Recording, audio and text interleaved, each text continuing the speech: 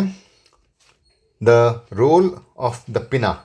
पिना जो कि हमारा एक्सटर्नल ईयर का बाहरी हिस्सा, एक्सटर्नल ईयर यानी कि एक्सटर्नल ऑडिटरी मीएटस भी होगा। तो दो हिस्से मिलके बनते हैं एक्सटर्नल ऑडिटरी मीएटस, पहला है पिना और दूसरा है एक्सटर्नल ऑडिटरी मीएटस। इन दोनों को अगर मिला दो तो बनता है एक्सटर्नल ईयर।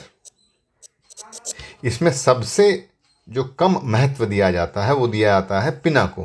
क्यों दिया जाता है? ऐसा लगता है कि ये हिस्सा वेस्टिजियल है या किसी काम का नहीं है, इसको हिला डुला नहीं पाते हैं जैसे जानवर हिलाते हैं, इसमें बेवजह कुछ इस तरह से ऑपरेशन और डिप्रेशंस हैं, इसलिए ये बेकार है। वेस्टिजियल है कई लोग भी बोलते हैं। वेस्टिजियल यानी कि इस्तेमाल में नहीं आता है, कभी इस्तेमाल में होता था।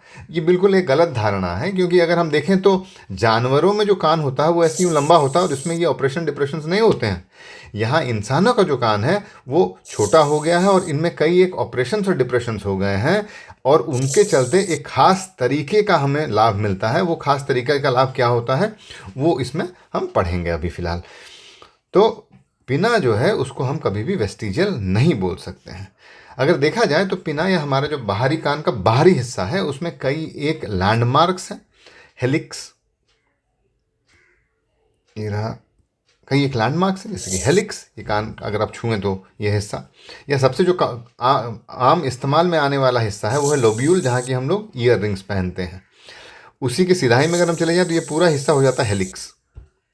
हेलिक्स के नीचे अगर चले जाते हैं तो ये जो दबा हुआ हिस्सा है इसको बोलते हैं हम स्काफा, ये हाथ से छू के आप महसूस कर सकते हैं। उसके बाद फिर एक उठा हुआ हिस्सा, इसको एंटी हेलिक्स बोलते हैं। फिर इसके पीछे यूँ एक त्रिकोण जैसा दबा हुआ एरिया है जिसे हम ट्रायंगुलर फॉसा बोलते हैं। फिर ये पूरा एक सेक्शन आता है जिसे हम कॉन्का बोलते हैं। इसके दो हिस्से होते हैं, कॉन्का सिम्बा और कॉन्का क्लेवम। फिर हम जिस कान के हिस्से से कान बंद कर सकते हैं, इसे अगर हम दबा दें तो कान बंद होता है हमारा, इसे हम बोलते हैं ट्रेगस।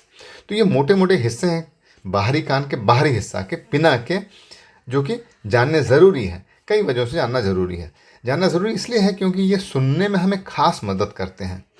जब हम आप सुन रहे हैं इस लेक्चर को हमारे टैब के ऊपर या लैपटॉप के ऊपर या मोबाइल के ऊपर, तो ध्यान रखिएगा वो सुनने की स्थिति हम कभी महसूस नहीं कर सकते, जो कि गांव में या आज से लगभग 50 साल पहले हुआ करता था, जहाँ की सुनकर हम दसों दिशाओं से इनपुट्स या जानकारी लेते थे, और कैसे जाना है, कितनी तेज़ी में जाना है, किस तरफ जाना है, किस तरफ क्या है। अभी मुझे याद आता है कि गांव में जो मेरे साथ के लड़के थे, लगभग जब हम लोग 18-19 साल के थे, तो वो मुझे बैठाकर लगभग चांदनी रात में, चांदनी भी नहीं थी, अंधेरे में ही रोड पे साइकिल लेके चले आते थे। दोनों तरफ खेत हुआ करते थे।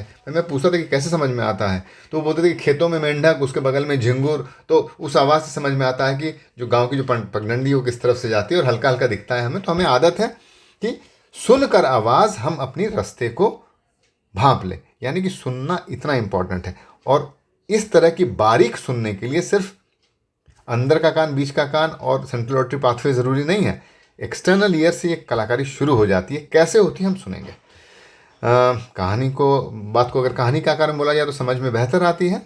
यहाँ हम देख सकते हैं भारत के महान योद्धा महाराणा प्रताप, जिन्होंने हल्दी घाटी की लड़ाई में कुछ ऐसा कमाल दिखाया कि वो अपने तलवार के साथ जो दूसरे पक्ष के सैनिक हैं उनके साथ साथ उनके घोड़ों को भी काट देते थे। और उन्होंने एक भाला फेंका था जिससे जो कि मान सिंह को लगते लगते बचा था, और उस चक्कर में मान सिंह भगे थे रण छोड़कर। लेकिन उस लड़ाई में ऐसा बोला जाता है कि महाराणा प्रताप को एक कान में चोट पहुंची थी। अब उस कान में क्या चोट पहुंची थी, बाहर का कान कट गया था या सुनने में कमी आ गई थी या कोई वॉर इंजुरी या हेड इंजुरी था, पता नहीं, लेकिन सुनने में एक कमी आ गई थी क्योंकि कान में चोट लगा था। तो मुझे लगता है कि हो सकता है कि उनका एक्सटर्नल ईयर डैमेज हुआ हो या एक हियरिंग यूनिलैटरल हियरिंग लॉस हो। क्यों, मैं बताता हूँ आपको। हल्दी घाटी की लड़ाई के बाद जब महाराणा प्रताप अपने राज्य में घूमते रहे तो एक दिन वो शिकार के लिए गए। तो शिकार के लिए महाराणा प्रताप जाते हैं, जंगल में जाते हैं, किसकी शिकार के लिए, जो मिल जाए, शेर की शिकार के लिए जाते हैं।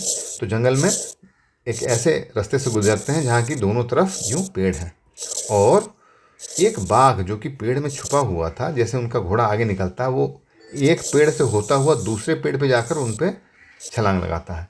महाराणा चूंकि एक कान से तरीके से सुन नहीं पाते थे, इसलिए उनको ये पता लगाने में देर हो गई, कुछ मिली सेकेंड्स का देर हो गया कि ये शेर किस तरफ से आ रहा है, या वो लोकलाइज नहीं कर पाए किस दिशा से आ रहा है वो शेर, और उस चक्कर में शेर उन पे पंजा मार गया, उनको घायल कर गया और उसी चोट से उनका देहांत हो गया।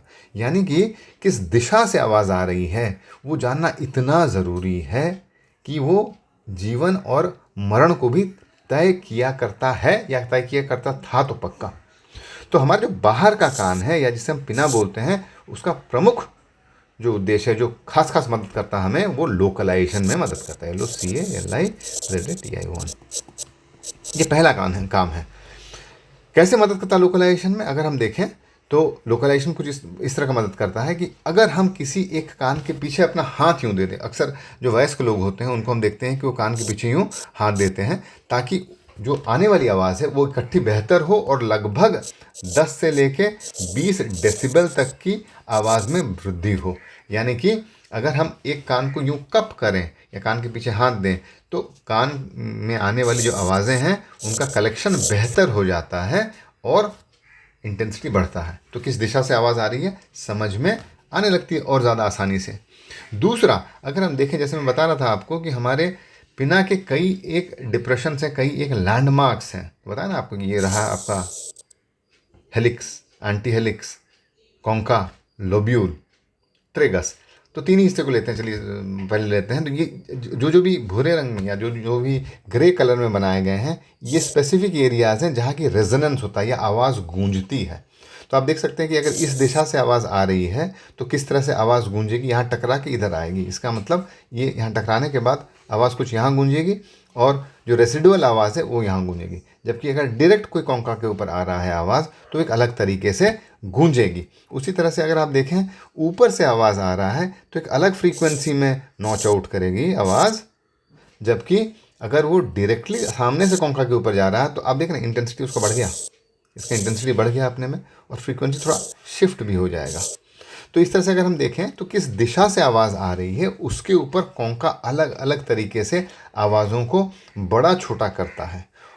अगर मोटा मोटा हम देखें तो कितना बड़ा छोटा हो जाता है, तो जो रेजोनेंस फ्रीक्वेंसी होता है या जिस फ्रीक्वेंसी पे कॉन्का में प्रतिकंपन होता है वो लगभग होता है 5 से 6 किलोहर्ट्ज़ के बीच का और एम्पलीट्यूड लगभग 10 डेसिबल बढ़ जाता है। यानी कि ये कॉन्का हो गया ये हिस्सा, इसमें अगर आवाज़ सीधे सीधे आती है जैसे कि ऐसे, तो 5 किलोहर्ट्ज़ से 6 किलोहर्ट्ज़ के बीच असर डालेगा और कितने डेसिबल बढ़ाएगा आवाज़ को? 10 डेसिबल बढ़ा देगा आवाज़ को।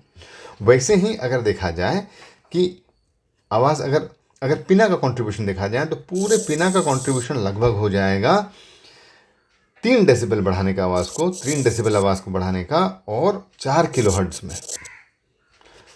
तो सिर्फ कॉन्का का मैंने बता दिया 5 किलोहर्ट्ज़ से लेकर 6 किलोहर्ट्ज़ के बीच 10 डेसिबल और पूरे पिना का हो गया 3 डेसिबल। आप सोचेंगे 5 डेसिबल क्या होता है, 3 डेसिबल क्या होता है? तो signal to noise ratio 5 decibel का भी अगर अंतर आ जाए तो समझने में बेहतर आता है आवाज़। यानी कि आवाज़ को समझने की क्षमता बढ़ जाती है अगर 5 डेसिबल भी सिग्नल टू नॉइज़ रेशियो बढ़ गया।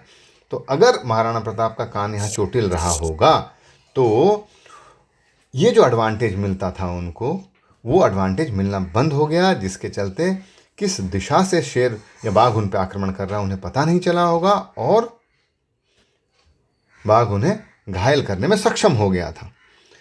इस तरह से अगर हम देखें तो जो हमारा बाहर का कान है जिसे हम पिना कहते हैं वो बहुत मदद करता है हमें साउंड लोकलाइजेशन में।